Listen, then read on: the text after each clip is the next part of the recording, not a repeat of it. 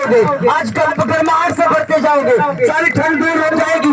आपकी महिमा, आपकी हजूरी इस जगह पर मौजूद है। परमेश्वर के एंजल्स हमारे बीच में, परमेश्वर के फरिश्ते हमारे बीच में, वो छूना चाहते हैं आपके परिवार को, छूना चाहते हैं आपके जीवन को और बदलाव देना चाहते हैं। और परमेश्वर तेरी कृपा, तेरी कृपा, तेरी अनाइंटिंग इस पंडाल में हो यीशु मसीह के नाम में, बढ़ जाए यीशु मसीह के नाम में। ये तैयार हो जाए, तैयार हो जाए, तैयार हो जाए, तैयार हो जाए, तेरे वचन को लेने के लिए तैयार हो जाए।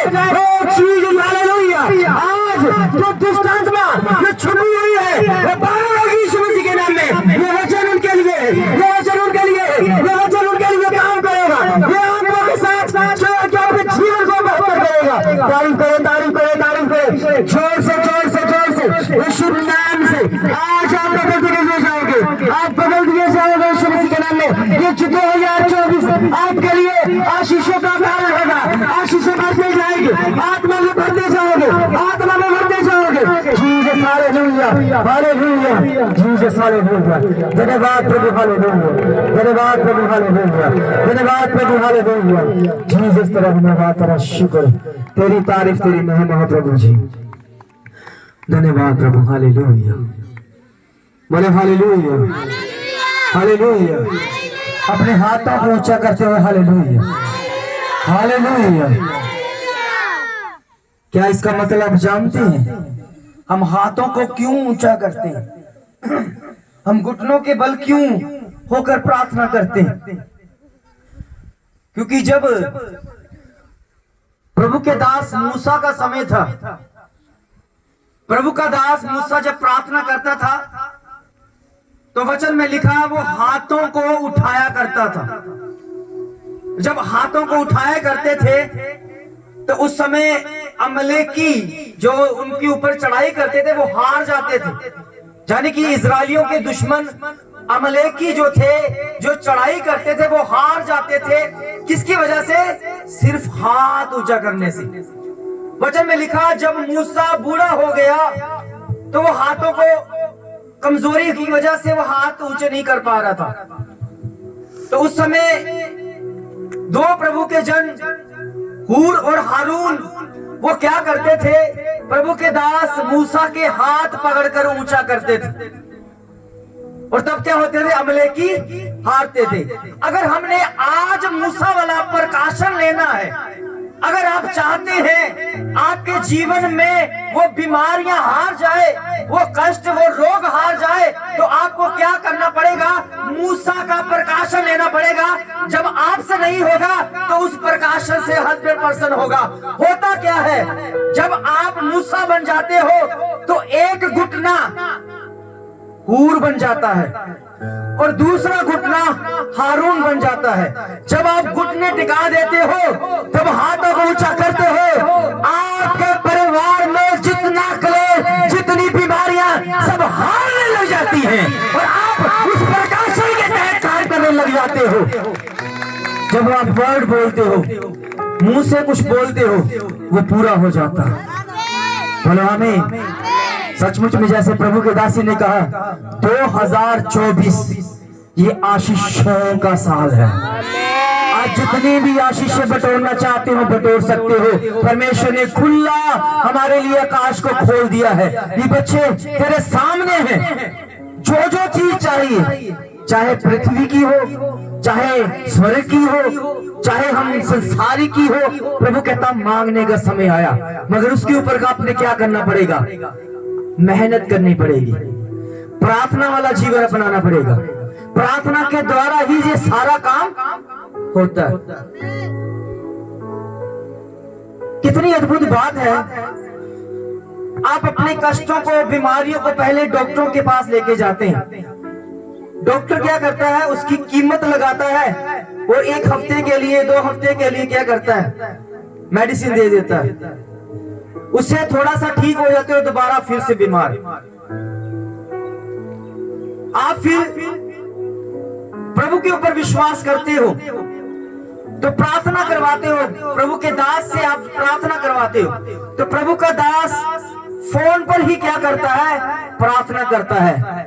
तो इतनी चंगाई जो है उस समय वहां पर पहुंच जाती है जो मेडिसिन नहीं कर पाती, क्योंकि वो परमेश्वर का वचन हमारे लिए बेहतर मेडिसिन बन जाता है।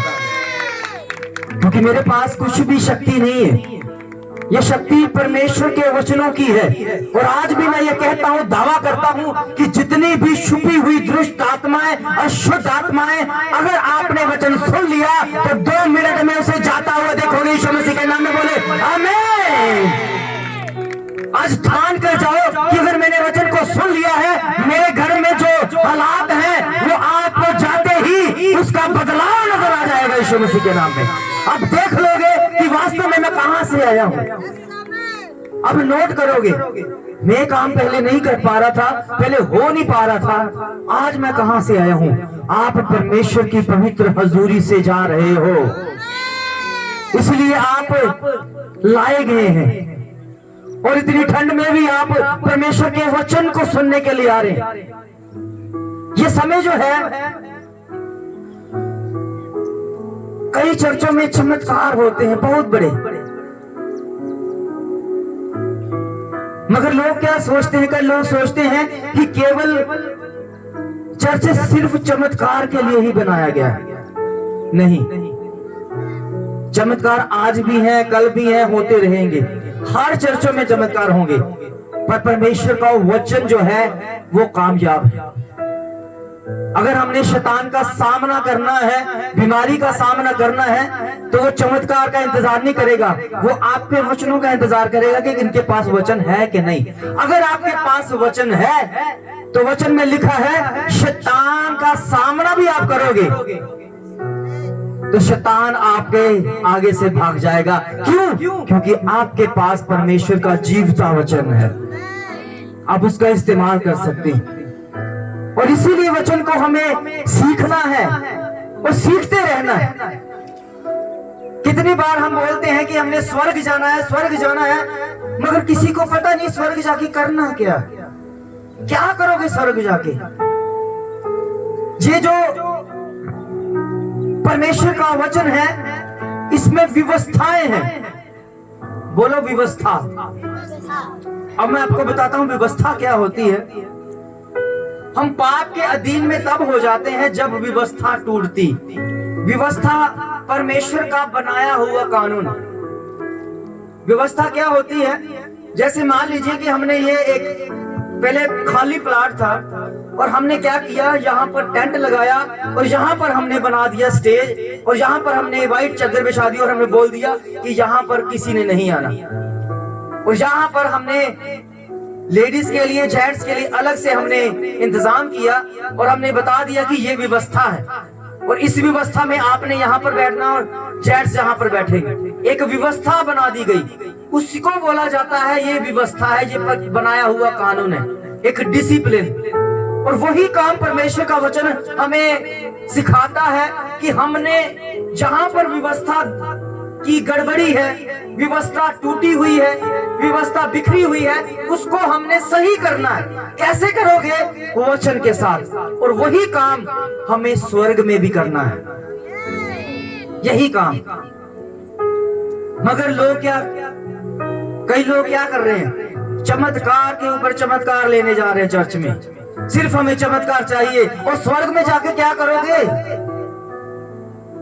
वहां तो चमत्कार की जरूरत नहीं है। चमत्कार की जरूरत जो इस पृथ्वी के ऊपर है। इससे हमें पता चलता है कि हम कहां पर जा रहे हैं। कि अगर हम चमत्कार ही लेते जाएंगे तो पृथ्वी से अगर छूटना भी तो है, पृथ्वी से निकलना भी तो है, तो निकल कर हम कहां जाएंगे अगर पता भी तो होना चाहिए। अगर किसी को पता ही ना हो कि हम कहां जा रहे हैं, कहां जाएंगे, तो उसका इस संसार में ऐसा है कि एक जानवर जैसे खा पी रहा है, ऐश प्रस्ती कर रहा है, वैसा जीवन। क्योंकि जानवरों को कुछ पता नहीं है कि उसके साथ क्या होने वाला है। क्योंकि जानवरों ने कहीं नहीं जाना है, वो पृथ्वी के हैं, पृथ्वी में दफन हो जाएंगे। मगर मनुष्य है, इन्होंने पृथ्वी को छोड़कर कहीं जाना है, मगर जाना कहां है पता होना चाहिए ना। मान लीजिए कि आपके पास एक घर है, बाहर से नोटिस आ गया कि आपको घर खाली करना पड़ेगा। अगर घर को खाली कर दिया तो आप कहां पर जाओगे? सामान कहां पर रखोगे? सड़क पर। उसके लिए आपको क्या करना पड़ेगा? दूसरा घर ढूंढना पड़ेगा। जहां हो सकता है कि इस शहर से अगर कोई गड़बड़ी, कोई महामारी फैल गई है कि शहर बंद कर दिया जाए, शहर में सारा तहल बैंक हो गया, अब दूसरा शहर ढूंढना है, तो दूसरे शहर में भी अपने लिए कोई स्थान ढूंढोगे, देख कर आओगे तो फिर ही वो शिफ्ट होगा। अगर देखा ही नहीं है तो सामान कहां पर रखना? सड़क पर। इसीलिए परमेश्वर हमें स्वर्ग की तैयारी करवा रहा है। क्यों? क्योंकि परमेश्वर कहता है मैं बारी बारी से क्या करूंगा? आपको स्वर्ग दिखाऊंगा, ताकि आपको पता चले कि आपने पृथ्वी को छोड़कर कहां पर जाना है। और जो देखा होगा कह सकते हैं हाँ जी अब मुझे कोई चिंता नहीं, पृथ्वी पर मेरे लिए घर कुछ बना हो, कोई चिंता नहीं। मगर इतना हमें पता है स्वर्ग में हमारा घर बन चुका है, क्योंकि हमने स्वर्ग की तैयारी शुरू कर दी है। प्रभु के बच्चों, जो आपने गवाहियों को सुना, ये हमारी पावर है बीज बोने की। वो बच्चा जिसने आज गवाही दी है वो लगातार बीज बो रहा है। हर महीने में वो बीज, सैलरी मिलती है उसी टाइम फोन करता है, पापा जी मेरे लिए प्रार्थना करो। मैंने अपनी सैलरी में से बीज जो दशमांश है ट्रांसफर कर दिया, गूगल पे कर दिया। मैं उसी समय प्रार्थना करता हूँ और उसी से वो क्या होता है? आर्थिक जरूरतें पूरी होती। ये हमारी पावर है। पता क्यों? क्योंकि परमेश्वर कभी भी किसी मनुष्य को अपने से ऊंचा नहीं देखना चाहता। अगर मैंने परमेश्वर के, राजा सुलेमान ने क्या किया? राजा सुलेमान ने परमेश्वर का भवन बनाया, परमेश्वर के भवन को बनाया और इतना खूबसूरत बना दिया। परमेश्वर से कहने लगा, परमेश्वर देखो मैंने तुम्हारा घर कितना अच्छा बना दिया, कितना खूबसूरत बनाया। जो जो सोना लगना था, हीरे जवाहरात सब मैंने लगा दिए सिर्फ तेरे लिए। परमेश्वर ने देखा, ठीक करो, परमेश्वर ने देखा कि ये मुझसे बड़ा होना चाह रहा है, ये मेरे लिए काम कर रहा है और मुझे दिखा रहा है कि मैंने इसके लिए किया। कहता कोई बात नहीं। परमेश्वर ने पता क्या किया?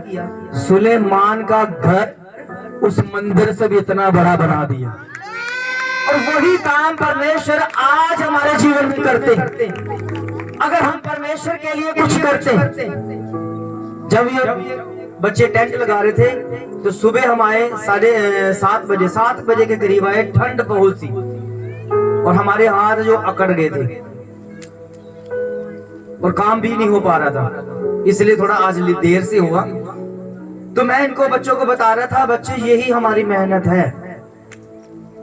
दुनिया देखे या ना देखे मगर हमारा परमेश्वर देख रहा है कि हम क्या कर रहे हैं। क्योंकि ठंड में अभी तो लोग सो रहे, 7 बजे हमें पता है वो रजाइयां नहीं छोड़ रही, मगर आप रजाई छोड़कर प्रभु के काम में लगे हुए हैं। दुनिया को दिखाने के लिए नहीं, सिर्फ परमेश्वर को दिखाने के लिए, और परमेश्वर इसका प्रतिफल देगा। मैंने कहा कई चर्चों में है जो रात को टेंट लगाते हैं मगर उनको सैलरियां मिलती, उनकी तनख्वाह मिलती है, उनको करना ही करना। क्यों? क्योंकि वो मजदूर हैं, वो मजदूरी के लिए काम करते हैं। मगर मैं आपको कहता हूं आप मजदूर नहीं है, आप परमेश्वर के पुत्र हैं और परमेश्वर के लिए काम करते हैं। क्योंकि हमें पता है मजदूर को मजदूरी उतनी मिलेगी जो उतने मजदूरी बोल के दी है, बोल के तय कर ली है कि हमें इतना चाहिए। मगर हमारा परमेश्वर वो परमेश्वर है कि हमने उसके साथ कोई वाचा नहीं बांधी, कोई तय नहीं किया कि हमें प्रभु आपके काम करते करते क्या मिलेगा। परमेश्वर कहता है तू मेरा पुत्र है, सारा स्वर्ग तेरा है, सारा खजाना तेरा है, तू जो चीज चाहे तू ले ले। क्योंकि हमारा परमेश्वर अनलिमिटेड देने वाला परमेश्वर है।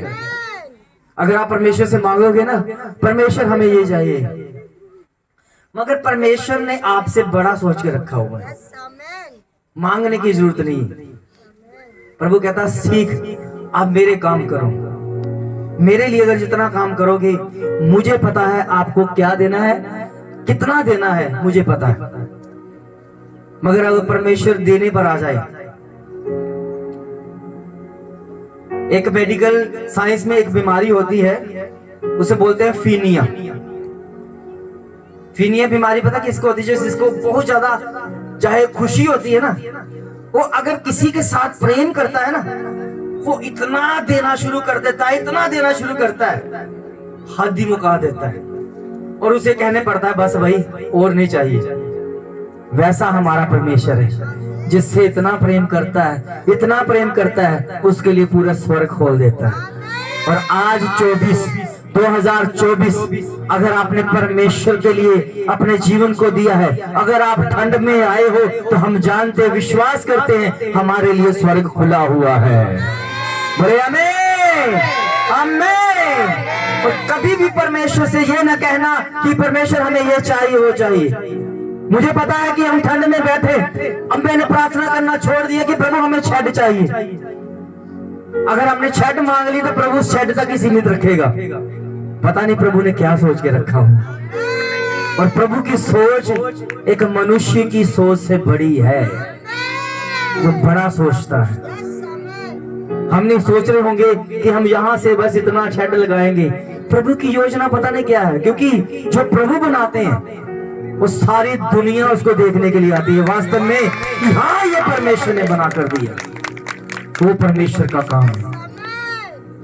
एक वचन को पढ़ते हैं, वो लिखा हुआ है यशाया नबी की पुस्तक 1 अध्याय उसकी 2 आयत। जीसस हालेलुया, धन्यवाद प्रभु। सबके पास बाइबल्स है? यशाया नबी की पुस्तक 1 अध्याय उसकी 2 आयत से पढ़ते हैं। क्या लिखा है? हे स्वर्ग सुन और हे पृथ्वी कान लगा। प्रभु के वचन में लिखा है हे स्वर्ग सुन और हे पृथ्वी कान लगा।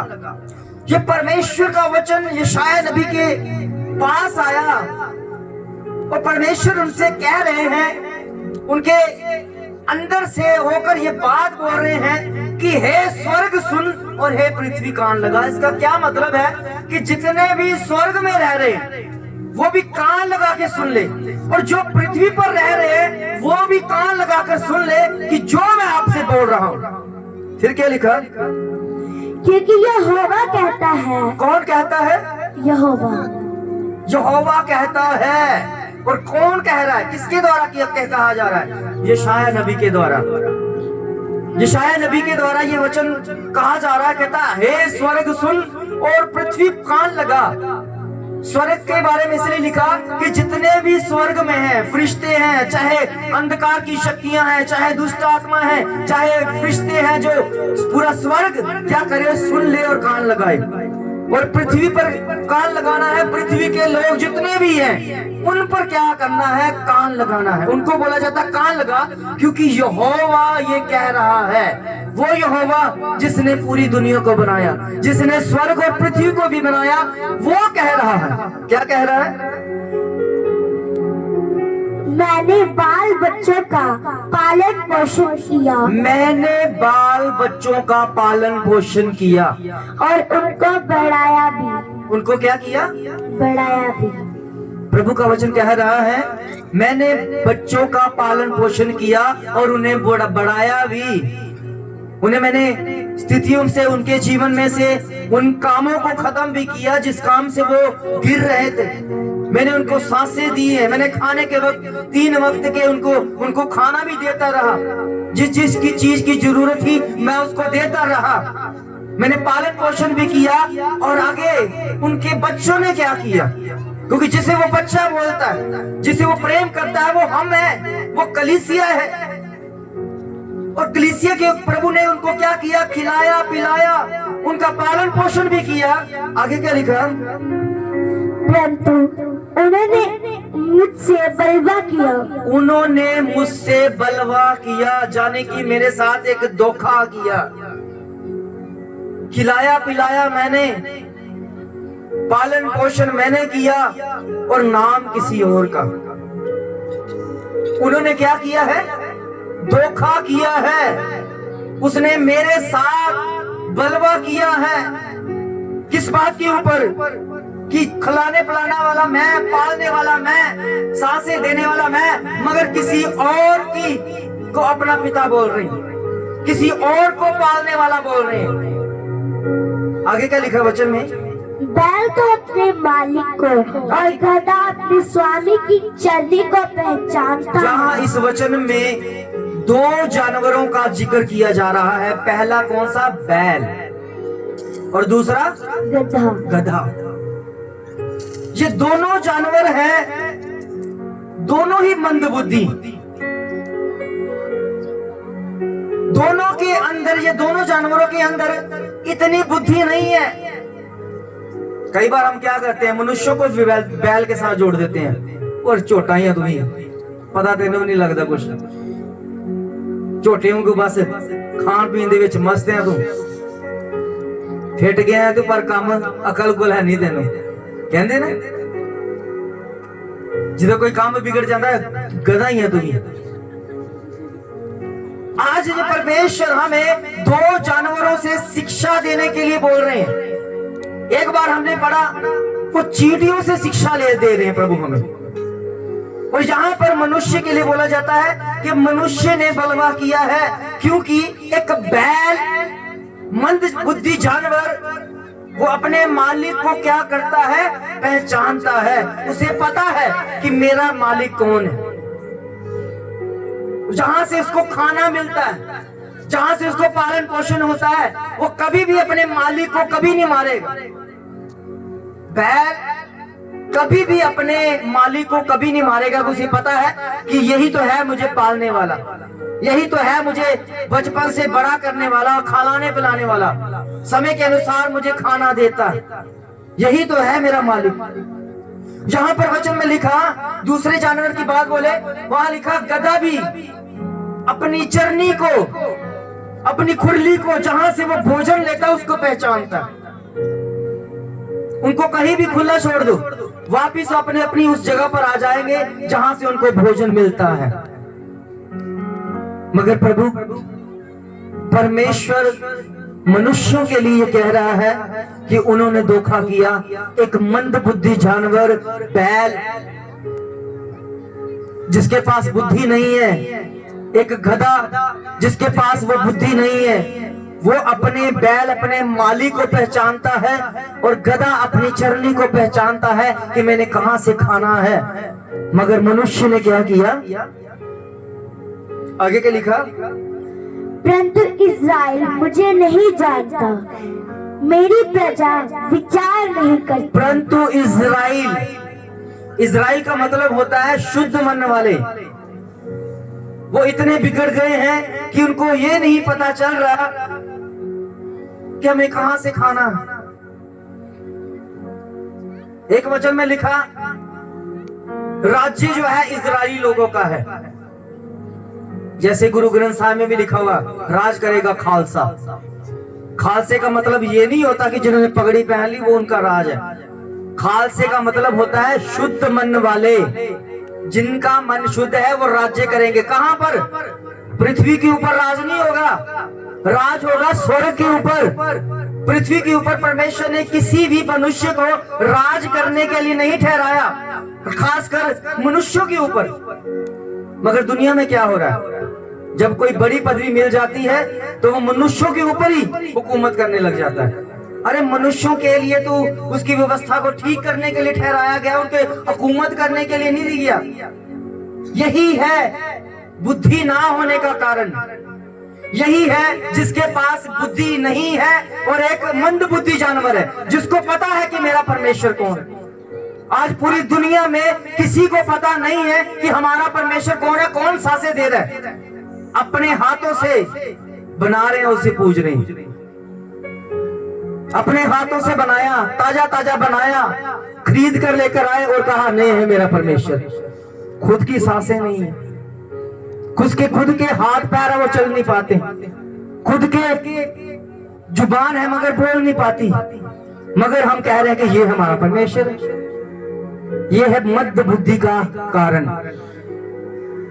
अगर ये सोचो कि हमारा परमेश्वर अगर मरा हुआ है तो हम भी मरे हुए होते, मगर हम जीवित हैं। हम पहचानते अपने खुदावन को क्योंकि हमारा परमेश्वर मुर्दों में से तीसरे दिन जी उठा है, जिसका नाम प्रभु यीशु मसीह है।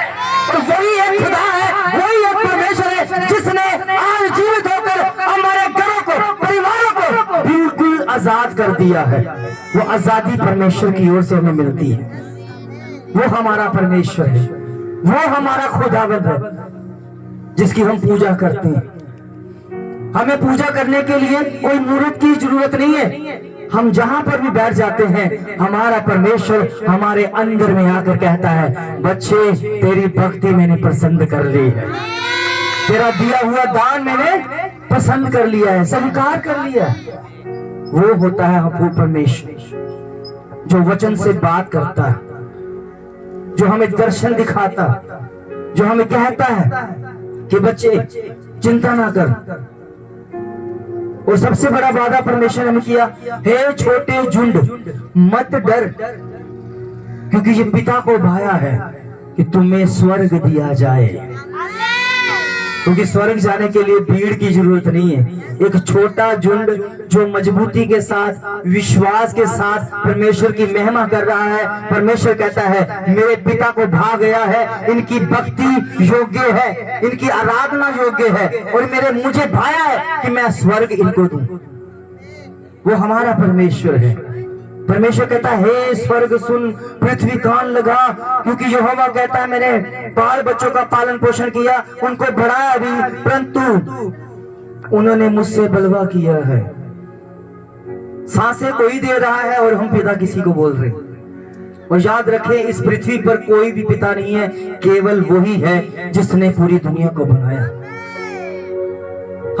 कई बार हम क्या करते हैं, बच्चे पैदा कर देते हैं, हम कह देते हैं कि हम पिता बन गए। और एक बार क्या हुआ, जब मेरा बेटा पैदा हुआ, मैं परमेश्वर के आगे प्रार्थना करने लगा, खुश होकर कहने लगा कि हे परमेश्वर, आज के दिन में तूने मुझे पिता बना दिया। पर परमेश्वर ने क्या किया, दर्शन हुआ। दर्शन में क्या किया, मैं प्रार्थना में था, दर्शन देख रहा था, परमेश्वर आए और उन्होंने क्या किया, एक डायरी दी और एक पेन दी है। आप सोच रहे होंगे कि इसने परमेश्वर को देख लिया। हाँ, कई बार सोचते हैं, पता क्या, कई बार दिमाग में आता है, परमेश्वर दिखते कैसे। मैंने भी एक बार परमेश्वर कहा, परमेश्वर दिखते कैसे। परमेश्वर ने मुझे आईने के सामने खड़ा कर दिया, कहता पहचान कहां पर हूं मैं। मैंने कहा पता नहीं, मुझे तो दिख नहीं, ये तो मैं ही। परमेश्वर कहता है, जो कह रहा मैं हूं, मैं तुम्हारे अंदर में हूं। कहता मैंने तुम्हें अपने स्वरूप से बनाया, और स्वरूप के नए नक्श नहीं होते हैं, वो सिर्फ संगति होती है और पता चलता है कि हम परमेश्वर के साथ हैं। एक बार जब मैं बता रहा था कि मैं प्रार्थना कर रहा था प्रभु कि मैं पिता बन गया, प्रभु ने क्या किया, एक डायरी दी और एक पेन दिया। प्रभु कहता ठीक है, तू पिता बन गया, चल फिर लिख अपने बच्चे का भविष्य। मैंने कहा प्रभु अभी तो पैदा हुआ है, अभी तो एक ही दिन का है। कहता लिख अपने बच्चे का भविष्य, लिख कि ये क्या करेगा, बड़ा होकर ये क्या बनेगा, क्या प्रभु में बना रहेगा कि यहाँ कैसे होगा, कैसा है भविष्य, बता इसका क्या लिखेगा, क्या क्या खाएगा, क्या क्या पिएगा, किस तरह से जीवन बिताएगा, सब लिख। मैंने कहा प्रभु अभी तो बच्चा है, वो मैं कैसे लिखूं। प्रभु कहता चुप हो जा, तू पिता नहीं है, पिता केवल मैं ही हूं। मैं तुम्हारा भी भविष्य जानता हूं, तुम्हारे द्वारा जो पैदा हुआ है उसका भी भविष्य जानता हूं, और मैं ही पिता हूं, मेरे सिवा कोई पिता नहीं है। और किसी को पिता ना कहना, क्योंकि एक ही परमेश्वर, एक ही पिता है, अर्थात प्रभु यीशु मसीह, जो संसार में मनुष्य बनकर आए और हमें सिखाने लगे। और उन्होंने क्या किया, मनुष्य बनकर क्या किया, मनुष्यों का सारा पाप अपने ऊपर ले लिया, सारा पाप अपने ऊपर ले लिया। कई बार सोच में दिमाग में आता है, यार प्रभु यीशु मसीह अगर परमेश्वर है तो मारे क्यों गए, क्रूज पर क्यों उठाए गए? ये पृथ्वी श्रापित थी, ये पृथ्वी के ऊपर पाप था। अगर मैंने पाप को क्षमा करवाना है तो एक पापी के पास थोड़ी ना जाऊंगा। जिसने कभी पाप ना किया हो मैं उसी के पास जाऊंगा और उसको बोलूंगा कि मेरे पाप क्षमा करो। और जिसके पास अधिकार होगा वही पाप क्षमा कर सकता है। केवल प्रभु यीशु मसीह जो बिना पाप के इस पृथ्वी पर आए। पता नहीं कितने लोग हैं जो प्रभु यीशु मसीह का पाप ढूंढ रहे हैं, आज तक अभी तक नहीं मिला, क्योंकि वो शुरू से ही पवित्र और आज भी पवित्र है। अगर पवित्रता की उदाहरण देनी हो तो एक ही उदाहरण है, खुदावन प्रभु यीशु मसीह। क्योंकि अन्यथा इस पृथ्वी पर सदियां लग जाएंगी पवित्रता को ढूंढते हुए, पवित्रता नहीं दिखेगी और पृथ्वी के ऊपर कभी सत्य भी नहीं दिखेगा। लोग कितनी बार सच्चाई को ढूंढते रहते, ये सच्चाई, मगर इस पृथ्वी पर कोई सच्चाई नहीं है। इसीलिए प्रभु यीशु मसीह ने कहा, मार्ग सत्य और जीवन नहीं, मेरे सिवा कोई नहीं है तुम्हें बचाने वाला, क्योंकि मैं तुम्हारा उद्धारकर्ता बनकर आया हूं, उद्धार देने के लिए, तुम्हें छुटकारा देने के लिए आया हूं। और हमारी पहचान हमें परमेश्वर की ओर होनी चाहिए। नहीं तो परमेश्वर पता क्या कहेगा कि जानवरों की बुद्धि, दो मंदबुद्धि जानवर है, उनकी भी बुद्धि काम करती है, वो अपने मालिक को, अपनी चरनी को पहचान रहे हैं, मगर मनुष्य अपने बनाने वाले को नहीं पहचान रहे हैं। उनकी बुद्धि काम नहीं कर रही है।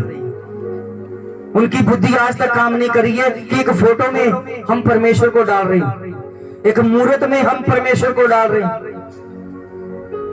बड़ा दिमाग लगाना, आप बात कर रहे हो, सुन रहे हो, समझ रहे हो। अगर मैं पूछूं आप क्यों समझ रहे हो, क्यों सुन रहे हो, आप पता क्या कहोगे? मेरे अंदर आत्मा है, यही कहोगे ना, क्योंकि आत्मा के द्वारा क्या किया जा रहा है, बातचीत हो रही है और समझ रहे हैं। और आत्मा होती है एक हवा की तरह, वो किसी ने नहीं देखा मगर हवा महसूस होती है कि नहीं? बस दिखती नहीं है, पता चल जाता है आज गर्म हवा है, पता चल जाता है या ठंडी हवा। वैसा परमेश्वर है, पता चल जाता है कि ये काम जो मनुष्य से नहीं हो रहा था वो परमेश्वर करते हैं, क्योंकि जो पूरी दुनिया उसने बनाई, ये पहाड़, ये नदियां, नाले, ये सब उसने बनाए, क्योंकि ये मनुष्य का काम नहीं है, ये विज्ञान का काम नहीं है, ये परमेश्वर का काम है। हम सोच में पड़ जाते हैं कि एक हवा जो है, अगर मैं आपको कहूं एक डिब्बी मुझसे ले और उसमें हवा कैद करो, क्या हवा कैद हो सकती है? तो फिर एक मूर्त में परमेश्वर कैसे कैद हो गए? किसने कर दिया उसे कैद? परमेश्वर जब भी आएगा वो मूर्त में नहीं, आपके अंदर आएगा, क्योंकि आपके अंदर उसका दिया हुआ आत्मा है और आत्मा के साथ संगति करेगा। और वही पहचान है हमारी, क्योंकि हमारा परमेश्वर शब्दों का परमेश्वर है, वो शब्द देता है और शब्द से धारी हो जाता है। और वही परमेश्वर हमें कहता है कि आप वचन को सीखें। जितना वचन को सीखोगे उतने ज्यादा सामर्थ्य बनते जाओगे, उतने ज्यादा दुष्ट आत्मा शुद्ध आत्मा से छुटकारा पाओगे। क्यों? क्योंकि आपने वचनों को सीख लिया। कई लोग हैं जो चर्चों में जाने के लिए रोकते हैं, धर्म परिवर्तन हो जाएगा। अरे वचनों से किसी का धर्म परिवर्तन नहीं होता। बुद्धि से हमने जब काम लिया है तो उससे क्या परिवर्तन हो गया? वो तो जीवन परिवर्तन हुआ।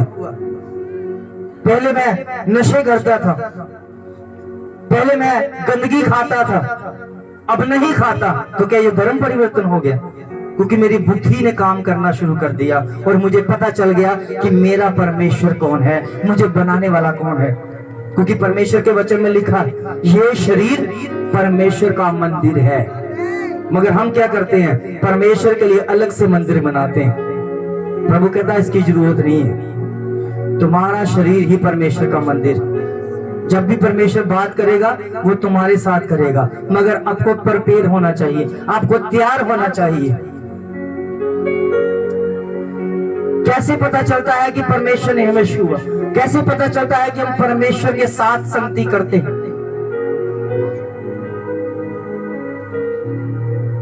अगर आप परमेश्वर को महसूस करना चाहते हैं, एक उदाहरण देता हूं कैसे पता चलता है।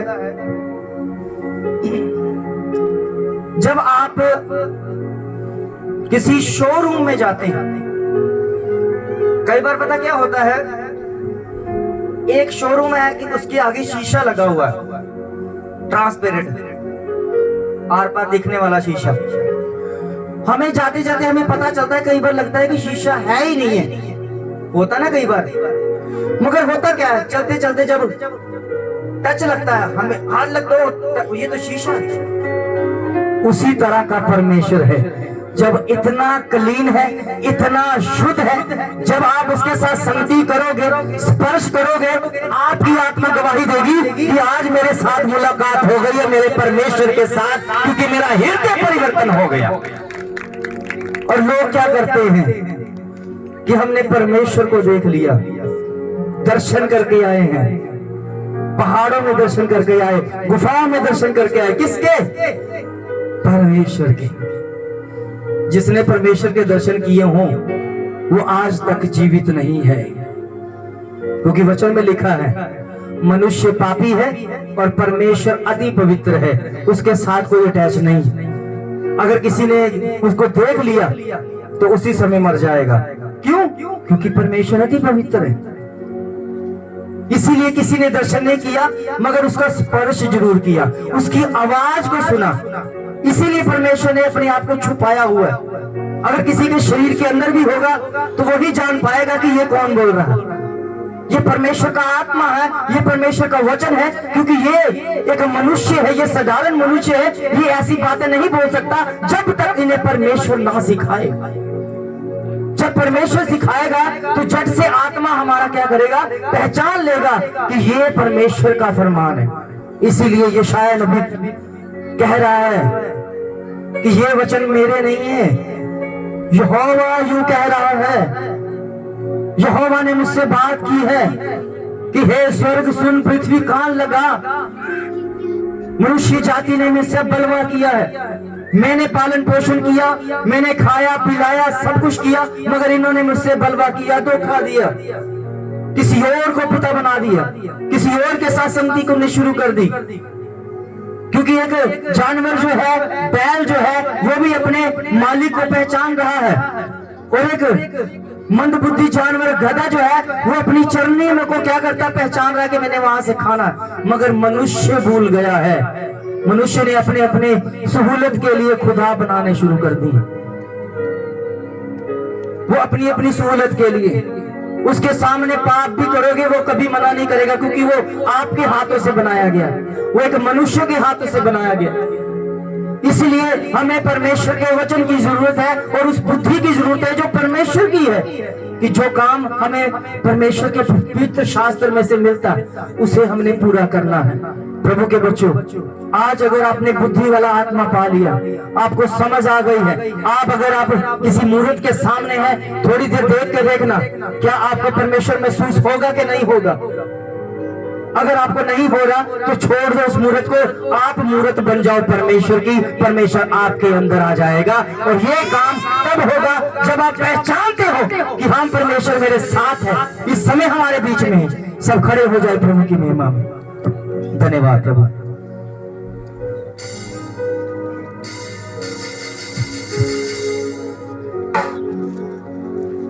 एक सॉन्ग गाएंगे, आत्मिक सॉन्ग गाएंगे, जीसस हालेलुया। और कोई भी ऐसे नहीं बैठेगा तो उछलते हुए गाते हुए परमेश्वर की महिमा करेगा। Jesus hallelujah hallelujah hallelujah. तो देखना, आज जो आप तैयारी कर रहे हैं परमेश्वर को पाने के लिए, मेरा विश्वास है कि आपको परमेश्वर छुएगा। आप बंधन में हो, जकड़न में हो, आप बीमारी में हो, आज आप परमेश्वर का आत्मा जब छुएगा तो आप अपने अंदर से अपने आप को फ्री होता हुआ देखोगे, आजाद होता हुआ देखोगे। आपके अंदर से वो दुष्ट आत्मा की शक्तियां निकलती नजर आएगी, क्योंकि मेरा परमेश्वर यहाँ पर मौजूद है। कितने लोग विश्वास करते हैं? अपने हाथों उठाएं। Jesus hallelujah. हालेलुया। ओ मेरे प्रभु, मेरे खुदा, तेरा शुक्र। Jesus hallelujah, hallelujah, hallelujah. गाएं।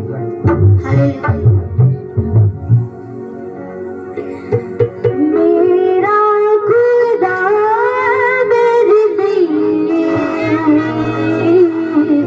रोटी वांगू तोड़िया जिया